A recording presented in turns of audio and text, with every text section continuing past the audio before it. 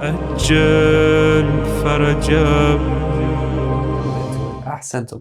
You mentioned one thing where I want to delve in more to deeper, which is marja'iyya. Yeah. Of course, we have the rise of ChatGPT, and I've seen many scholars talking about why we still need marja'iyya in spite of having ChatGPT. But because ChatGPT is not the answer to all our questions, Yeah. and especially not when it comes to Islamic heritage and knowledge and scholarly projects. But one of the things the youth nowadays ask questions about, why do we need to follow one jurist, one faqih? Why are we limiting ourselves? Because, Sayyidina, just from a layman logical perspective, when we go to a doctor, we get an opinion from the doctor. But we get a second opinion sometimes because we doubt. Maybe the doctor's conclusion is not the right conclusion. We go to a second one. Or a council of doctors is always better than just one doctor who looks at it. Because at the end, he is one human being, right? Correct. And human beings are not ma'soom, they make mistakes. Correct. But on the other hand, the grass is always greener on the other side, they say. We have a marja'iyya system with one marja, with one Islamic jurist we follow. But another school of thought has a fiqh council, for example, Ahl Sunnah. Yeah. They have a fiqh council of multiple fuqaha, according to their standards. Yeah. They have a fuqaha, they have scholars from their worldview who gather and determine Eid Hilal, the fatwas for new issues. That they all have Eid on the same day most of the time.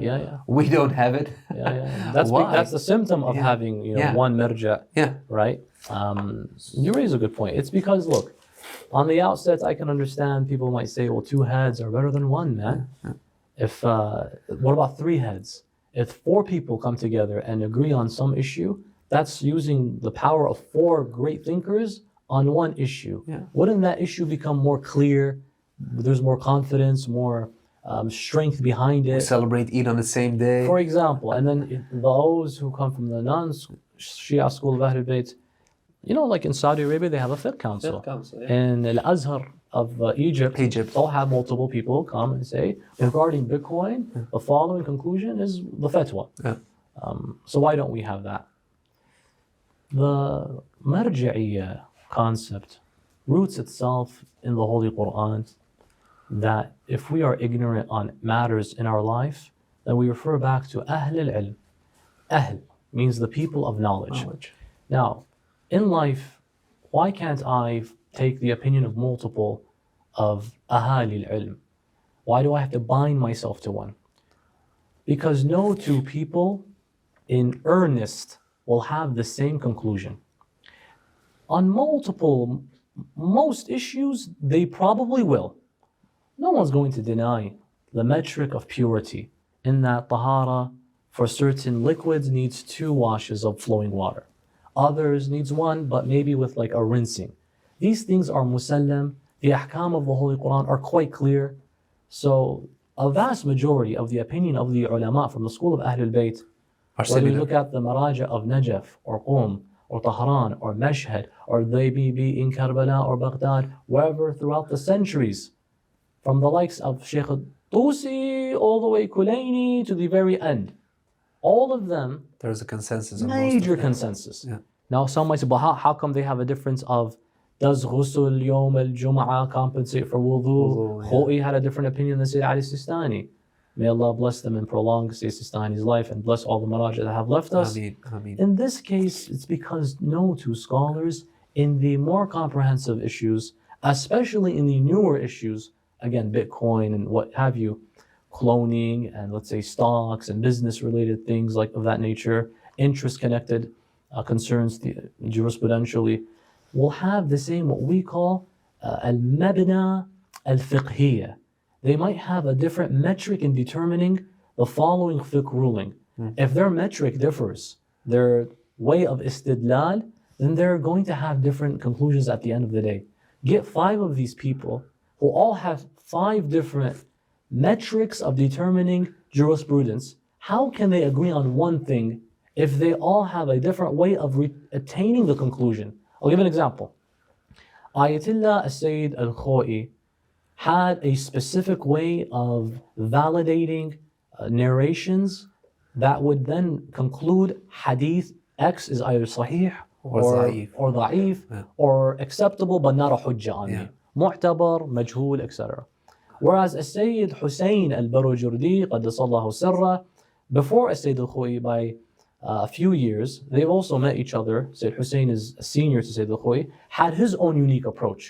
He looked at what is called madaq al-shari', the style of the Holy House and the Quran. The spirit of the Holy Quran, the ruh of the Quran. He looked at qara'in, context clues. And he also relied heavily on traditional standards as well. But Sayyid al-Khou'i is what we would call sana'i. He really relies on The chain of narrators. 1 + 1 = 2. If this guy is reported in the early books of biographies as being da'if, if he's found in the hadith is not sahih, man. Okay. I'm just going to say that. Black and white, yeah. Whereas someone like Sayyid al-Barujurdi will take a different perspective. He's like, yes, but this hadith is also narrated elsewhere in a different way with a sahih chain. So that makes the earlier hadith with a weak chain workable. Acceptable, yeah. Workable. Not a hujjah, but workable. And so I'll give an example. There was a narrator who was a companion of Imam al-Sadiq alayhi salam by the name of Hakim Mu'adhan Bani Isa. Yes. Hakim was a narrator, and in the books of Fihrist of al-Najashi, of al-Saduq, of Rijal al-Kishi, these early ulama, the earlier scholars Biographies, yeah. who lived during the times of the Ahlul Bayt had an advantage that muta'akhirin ulama didn't have, which is they had access to the possibly great-grandchildren of the Sahaba. Yeah. They met some of the companions of the Imams. They had resources that later scholars didn't have. So when they research and they put people in their encyclopedias of biography, Fulan individual so-and-so is muwathaq because we've studied his life, because of the access of resources that I have, that you don't have the privilege of having because you were just born in a different time period. We concluded that he is very reliable. This guy, Hakim, Mu'adhan Bani Isa, all the earlier resources of biography said he's majhul. Majhul from the term jahl, we're not sure. We're not saying he's weak, but we're not saying It's he's unknown, yeah. It's exactly. Not, But we're not saying he's also muwathaq. We can't throw a conclusion on it, a definite There is a conclusion. big question mark on it. Question mark, yeah. We haven't seen anything bad, but we haven't seen anything good. So we don't know what to say. So what was the Sayyid conclusion? al-Khou'i looks at this man and says, I've seen your narrations. You're in a chain that narrates a hadith about khums, ya Hakim. The rest of the people in the chain are strong and reliable, but you're majhul. For that reason, the hadith is not da'if. It's just not a hujjah. It's not binding on me. Allah's not going to ask, why didn't you follow that hadith? So I'm just going to do away with it. Sayyid Barujurdi has a different approach. Barujurdi says, wait, while I use the early mutaqaddimin scholars during the time of the Ahlul Bayt, Najashi, Kishi, Saduq, Tusi, etc., and I do look at their opinion in regards to determining whether X, Y, and Z is reliable or not, I have context clues that give me a different conclusion about Hakim. What? Look at his name just first of all. His name is Hakim Mu'adhan Bani Isa. Mu'adhan, the guy that gives adhan. Number one, he was a mu'adhan. Back then, the guys that did adhan are not like the same people today who just make the adhan. They get paid. It's a position. It's a job. Respectable. You have to wake us up. You have a responsibility. If you don't do adhan and scream loud on the minara, should be a trustworthy person. Then we're not going to pray. So we're going to pay you. So he's trusted enough to wake people up for salah. They trusted him on awqat as-salah. Well, they can't trust him on hadith then? If he's reliable on prayer timing, at least he's reliable. You can just conclude he's reliable on being someone who's always, they say the meeting is 9:30, he's there 9:29. He's like that. Furthermore, he's a mu'adhin for who? Mu'adhin Bani Isa. Bani Isa is a Shia family. I believe from Kufa. So he's a adhan maker for a Shia family. So what does that make him? Is he an Asabi? Clearly he's probably a Shia. Furthermore, Sayyid Barujurdi says, look at the metin, the content of what he's narrating. Sayyid Khou'i says, I don't care about what the metin is. If the hadith chain is weak or is not all sahih in my standards, the metin doesn't apply to that. Who cares about it? It's irrelevant. Sayyid Barujurdi says, no, I need to look at the metin. The content of what he's narrating indicates to me if he's reliable or not. So Barajurdi looks at the chain and he looks at the content. He looks both directions. He then says he's only narrating a hadith about khums. Ahlul Bayt would not narrate khums issues to non-Shia because it's very sensitive. The government uses the discussion of khums as a threat, collecting money, and the money goes to the imam. That's a threat to the government. And so he only narrates about khums. That's another clue. Furthermore, look at the hadith. Is it what he's saying? Is this sahih or not? As in, is what he's saying, Imam Sadiq said the following. Is that something Imam Sadiq said in regards to the legal aspects of what he said? It is. So not only is he narrating true things, he's reliable in the sense of salah timing. He works with a Shia family. The earlier scholars didn't say he's weak. And they didn't say he's reliable, but they just we don't know. In my conclusion, he's sahih. He's muwathaq. He's a thiqah. And I will use his ahadith whenever I see him as well. So Khoi has a strong point. Khoi says, what, you don't think the Najashi and Saduq thought about all of that? You think they didn't see his name and said, okay, he's a mu'adhin, he must. They probably saw all that, Ya Sayyidina al-Barajurdi. But they still made that conclusion. Maybe they had other reasons. So I will stay firm on my opinion. If what they said, I will apply. Barajurdi, you say that I have context clues. It makes a lot of good sense. Yeah. Both of them have a strong, do you agree? Both of them have a strong argument. Very different, yeah. Both of them are so strong in their claims. Yeah. Put them both in a fiqh council now. Yeah. Forget two. Put 5 of them in a fiqh council. Each one has his own mabna or metric of jurisprudence. Yeah. And see, can they agree on the same exact thing? Can they? That's why. Nearly impossible. Yeah. It's possible. Yeah. That's why, especially on newer issues. Yes. That is why, if you have 5 scholars and they're all told to, hey, use your reasoning, your ijtihad, come to a conclusion on this issue, how are you going to force them to have the same conclusion? And if they issue a fatwa, at least half of them are going to say, that's not reflective of my opinion. Yeah. But you're going to issue it in my name as well. You as an adherer to this fatwa, are you in good conscience, comfortable knowing that fatwa isn't representative of Ahlul Ilm? How can you live your life feeling, at least that fatwa is out there in my interest. It wasn't even accepted by half the guys on the board, for example. Yeah. For that reason, we can't have a fiqh council. We can have councils on social issues. Yes.